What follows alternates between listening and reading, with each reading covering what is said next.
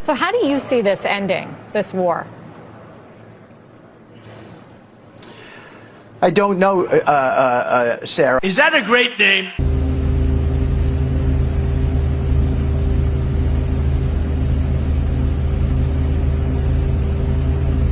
خطيت حاصروا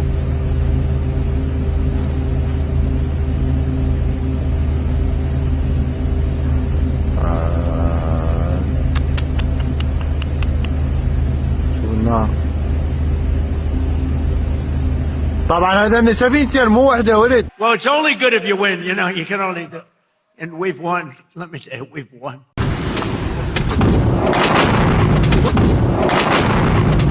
الله اکبر الله اکبر انهدام نفتکش امریکایی در محدوده شمال خلیج فارس.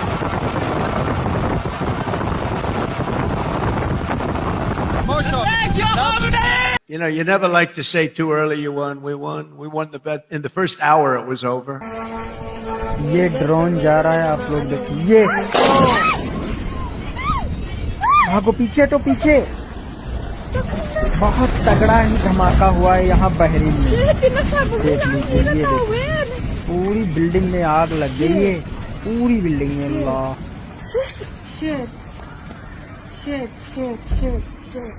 But we won. But they gave me a list of names of generals. Sir, you can pick the name you'd like, sir. I said, the name of what? The name of the attack?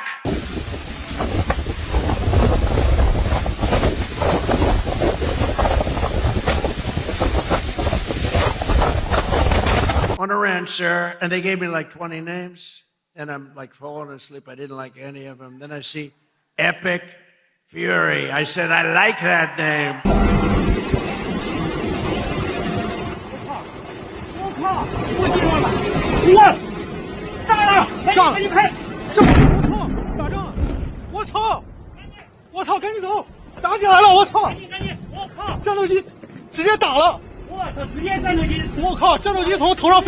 I like that name.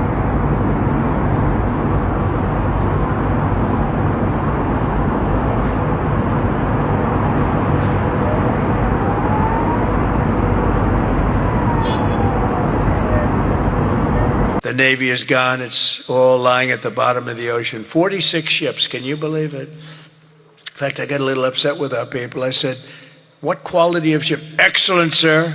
Top of the line. I said, why did we just capture the ship? We could have used it. Why did we sink them? They said, it's more fun to sink them. I said,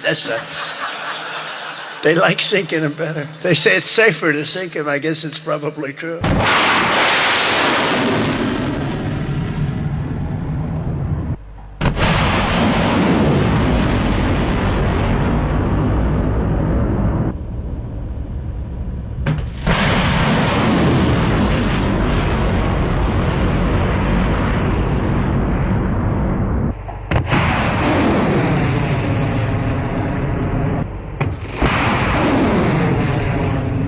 Think of it, we knocked out 46 and actually took 3.5 days.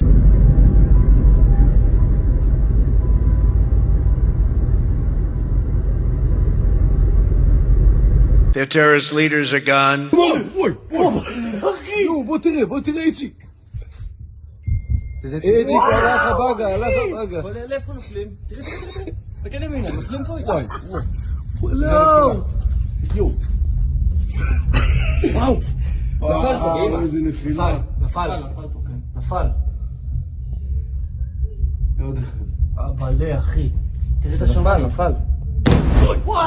Think of it, we had leaders and they're gone. Then we had new leaders and they're gone. And now nobody has any idea who the people are that are going to be the head of the country.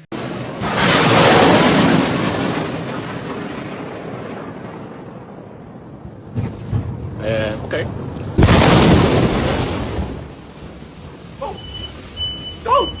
لا بنات ظنون أنا بالم أنا بالم يو أنا بالشوك أنا فاكر بالشوك And will not relent until the enemy is totally and decisively defeated.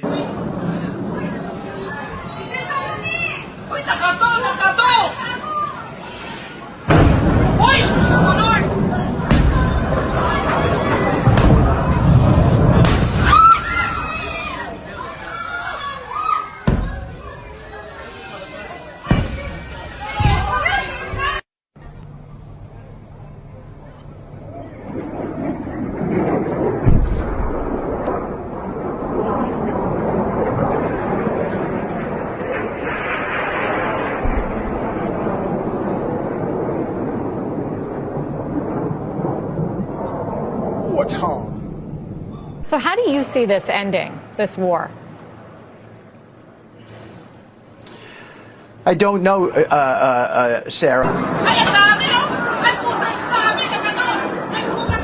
I know this, that President Trump is the wrong guy to go up against. That's what I know.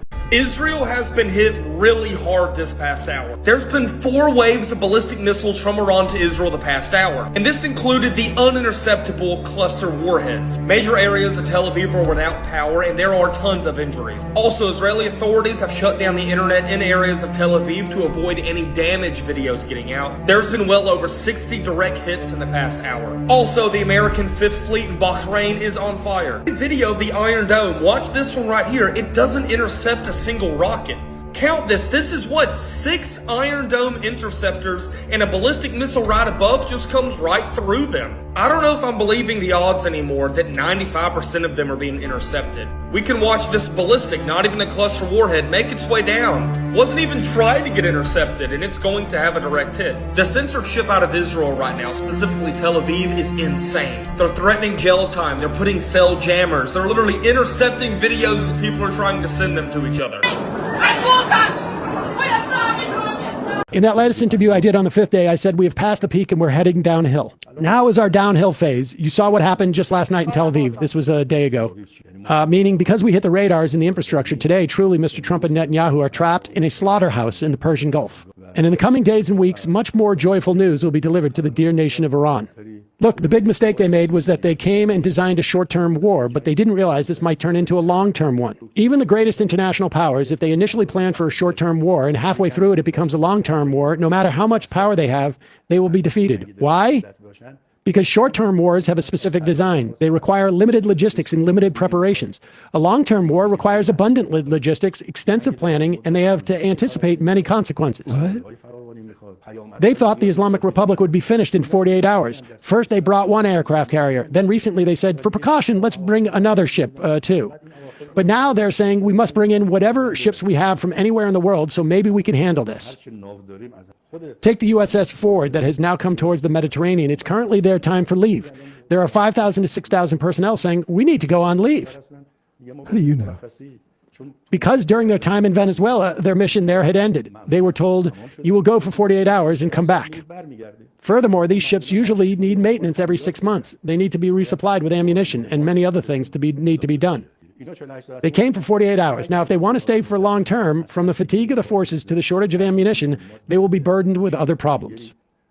Secondly, they didn't think the war would become long term. They didn't think, for example, the price of oil will go from $80.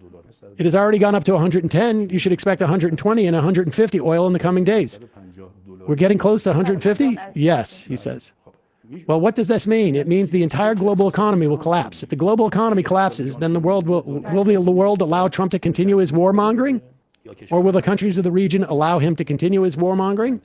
There it is. We'll be able to make an assessment as to just how much this guy just walked everybody through it a week or so from now. But when you see the International Energy Agency begging all countries to release their reserves, I don't know how long that will be. That will last, but clearly they're worried about it. When you see all these alarm bells go off, when we hear that the Iranians are putting just a few mines into the Persian Gulf.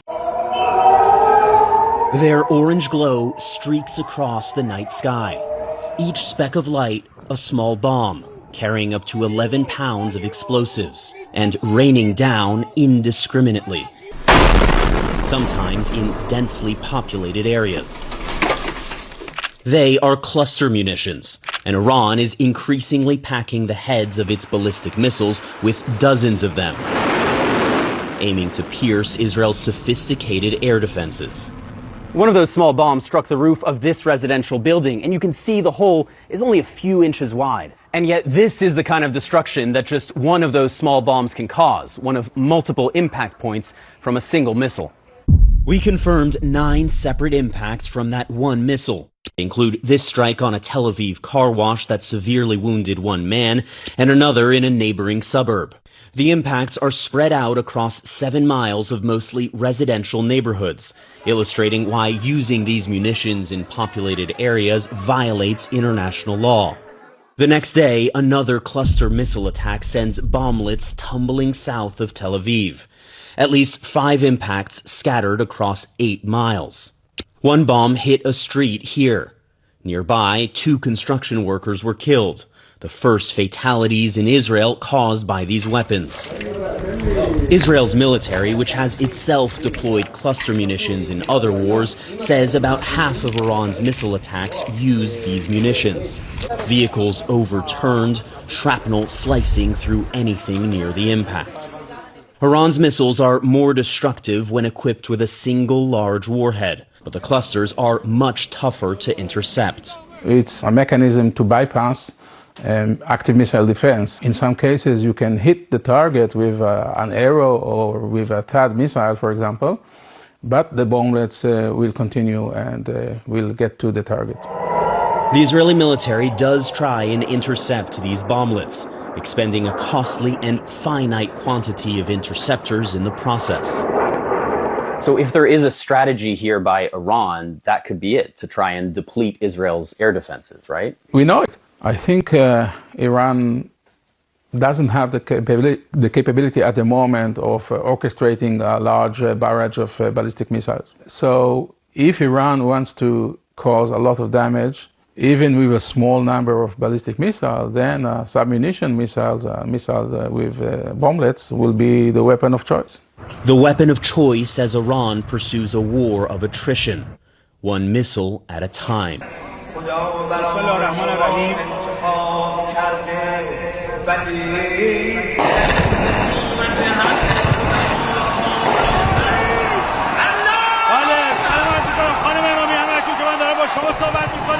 پدافند داره عمل میکنه و ما شاهد اجتماع حضور مردم هستیم در میدان انقلاب. ما نمیترسیم، ما اینجاییم، ما اینجا هستیم، مردم اینجا هستن. حتی در مقابل پدافندها، در برابر موشک ها ایستادن، مردم ایستادن، اومدن بیعت کنن با امامشان، با امام خامنه ای اومدن بیعت کنن و لبیک میگوین. مردم اومدن بگوین ما نمیترسیم، ما اینجاییم، ما مردم شجاعیم. اسم شعار مردم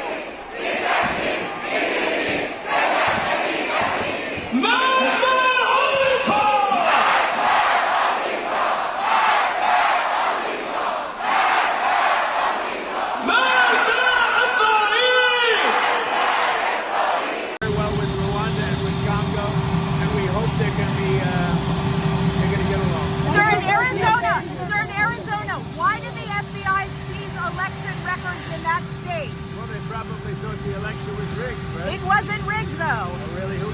How do you know? Your own Attorney General in 2020 said that there was not measurable voter fraud to change the outcome of the election.